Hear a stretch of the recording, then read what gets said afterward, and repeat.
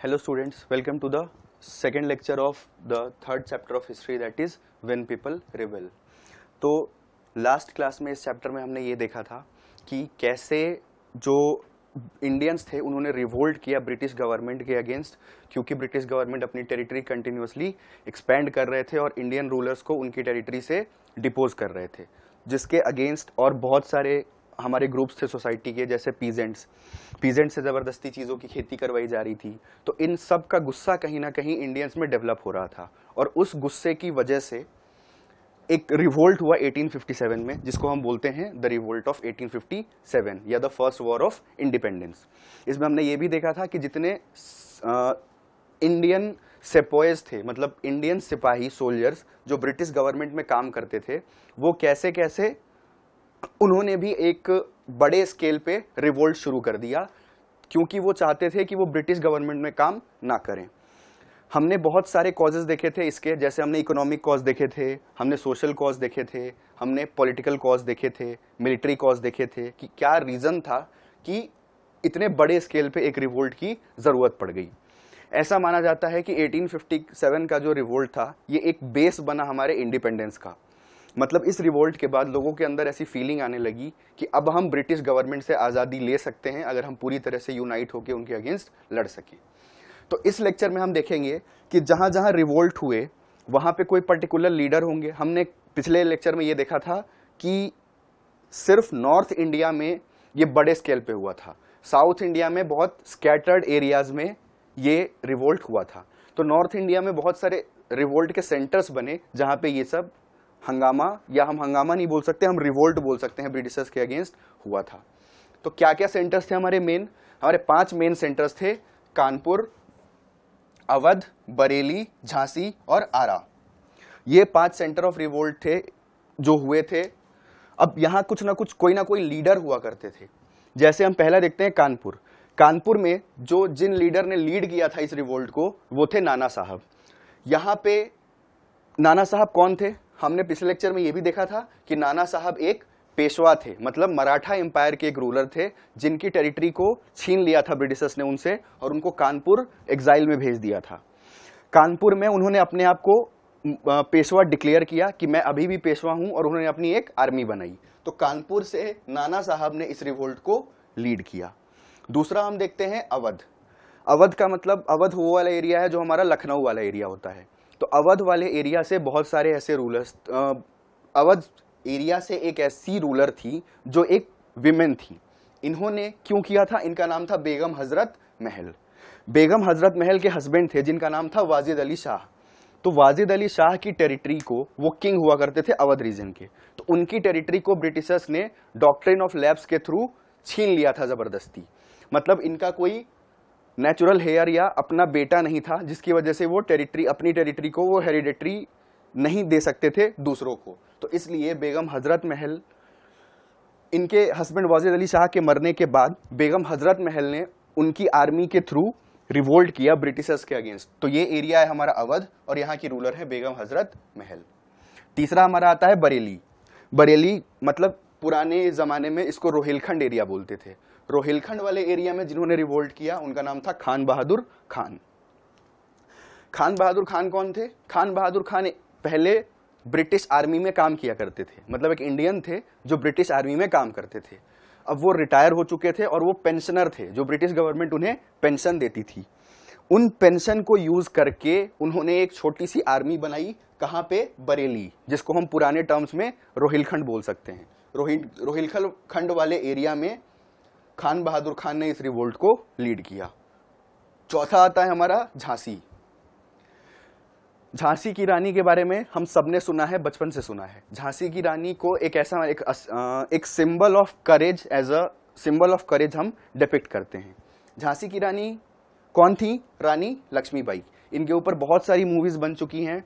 अगर आपके पास free time हो तो आप मूवीज को देख सकते हैं और जान सकते हैं कि पूरी स्टोरी क्या थी, क्यों झांसी की रानी एक विमेन होने के बाद भी उन्होंने इस 1857 के रिवोल्ट में पार्टिसिपेट किया, और ये one of the best leader थी जो इस रिवोल्ट में इमर्ज होके आई थी।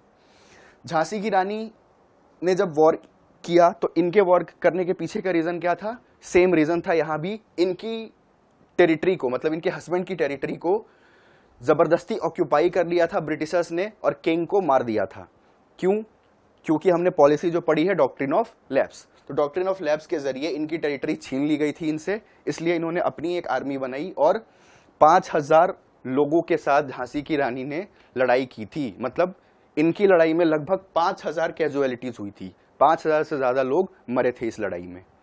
तो झांसी की रानी की एक आर्मी बहुत स्ट्रांग थी, लेकिन ब्रिटिश आर्मी के कंपैरेटिवली कमजोर थी।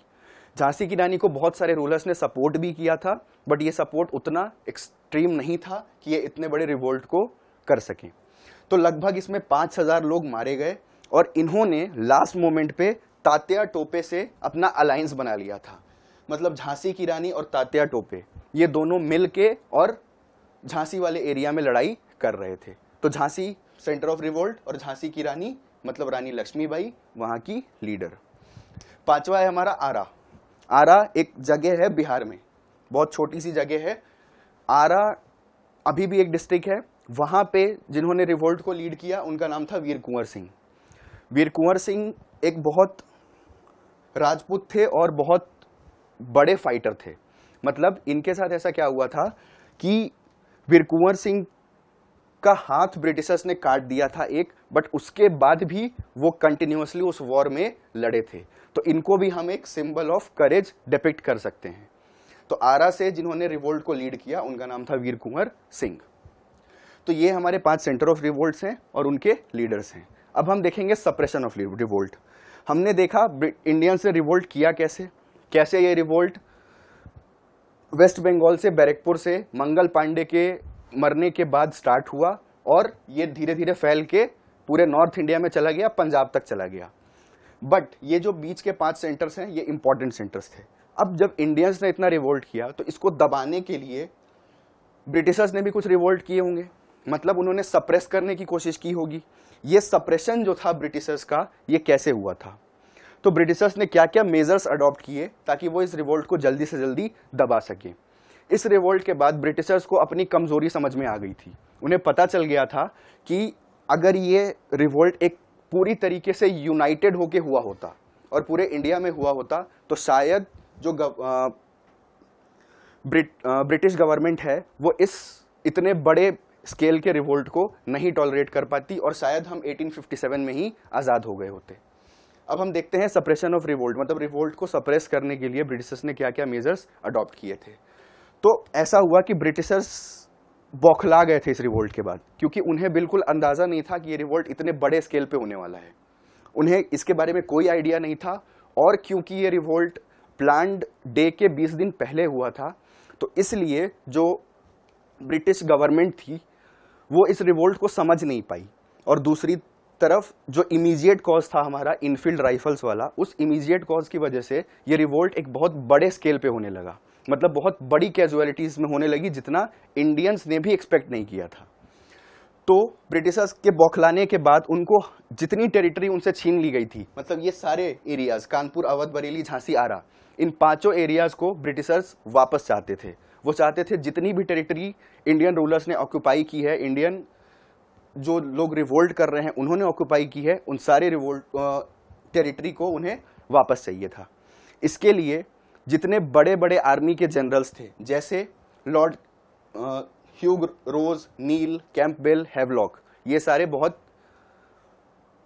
अच्छे एफिशिएंट एडमिनिस्ट्रेटर थे और आर्मी में काम करने वाले लोग थे। इनको ब्रिटिशर्स ने इंडिया बुलाया इंग्लैंड से और वो चाहते थे कि इन सारों के ऊपर ये रिस्पॉन्सिबिलिटी डाली जाए कि जल्दी से जल्दी वो इस 1857 के रिवोल्ट को सप्रेस कर सकें। उस टाइम हमने देखा था गवर्नर जनरल कौन था इंडिया का, वो था लॉर्ड कैनिंग। मतलब 1857 के रिवोल्ट के टाइम जो गवर्नर जनरल इंडिया का था वो था लॉर्ड कैनिंग। तो लॉर्ड कैनिंग ने ही इन सारे जितने भी आर्मी के जनरल्स हैं इनको बुलाया था ब्रिटिशर्स से इस रिवोल्ट को सप्रेस करने के लिए। दूसरा, ब्रिटिशर्स ने क्योंकि वो इतना बौखला गए थे उन्होंने लोगों को मारना शुरू कर दिया। जो लोग इस रिवोल्ट में इन्वॉल्व नहीं हैं उनको भी मारा जाने लगा। बहुत सारे जो छोटे मोटे फोर्ट थे जो बनाए गए थे, इंडियन रूलर्स ने बनाए थे, उन फोर्ट्स को वो जलाने लगे ताकि एक मोरल वैल्यू मोरल वैल्यू तो हम नहीं बोल सकते, बट हम ये बोल सकते हैं कि एक मोरल इम्पैक्ट हो उन लोगों के ऊपर, वो लोग डर से इस रिवोल्ट को खत्म कर दें। मतलब जो चीज इंडियंस अपना रहे हैं, जो तरीका, वही तरीका ब्रिटिशर्स भी अपना रहे थे। वो लोगों को मार रहे थे, फोर्ट्स को जला रहे थे, लोगों की टेरिटरी उनसे जबरदस्ती छीन रहे थे, छोटे मोटे रूलर्स को अपने साथ मिला रहे थे ताकि ये रिवोल्ट को जल्दी से जल्दी सप्रेस किया जा सके। दूसरा, हमारा जो इंडिया का मुगल एम्पायर थे उस टाइम, वो थे बहादुर शाह जफर। बहादुर शाह जफर के साथ क्या किया गया? तो ऐसा ब्रिटिशर्स ने माना कि बहादुर शाह जफर ही इस रिवोल्ट के सबसे मेन लीडर हैं, मतलब उन्होंने ही ये रिवोल्ट कराया है, ऐसा ब्रिटिशर्स ने ऐलान कर दिया। और उनको ट्रेजरी लूटने का, मर्डर करने का, रिवोल्ट की प्लानिंग का, इन सारे चीजों का ब्लेम उनके ऊपर ब्रिटिशर्स ने डाल दिया। क्या क्या चीजें थी? पहला हमारा है ट्रेजरी लूटने का, मतलब जो ब्रिटिश गवर्नमेंट के पैसे हैं उन पैसों को लूटा गया था 1857 के रिवोल्ट में। दूसरा, मर्डर किया गया था बहुत सारे ब्रिटिश सोल्जर्स का। और तीसरा, जो रिवोल्ट की प्लानिंग हुई है, ये सारी प्लानिंग बहादुर शाह जफर को पता थी, इसलिए जो मेन कल्प्रिट है इस रिवोल्ट का वो बहादुर शाह जफर है। तो बहादुर शाह जफर को पकड़ के और उनको एग्जाइल में भेज दिया गया रंगून में, जो अभी प्रेजेंट डे में बर्मा है। बर्मा नाम की जगह है जो हमारे इंडिया के ऊपर आती है, चाइना के पास लाई करती है। वहां पे बहादुर शाह जफर को भेज दिया गया एग्जाइल में कि वो वहां से वापस नहीं आ सकते हैं। 7 नवंबर 1862 को बहादुर शाह जफर एग्जाइल में ही मर गए, उनकी वहीं पे डेथ हो गई।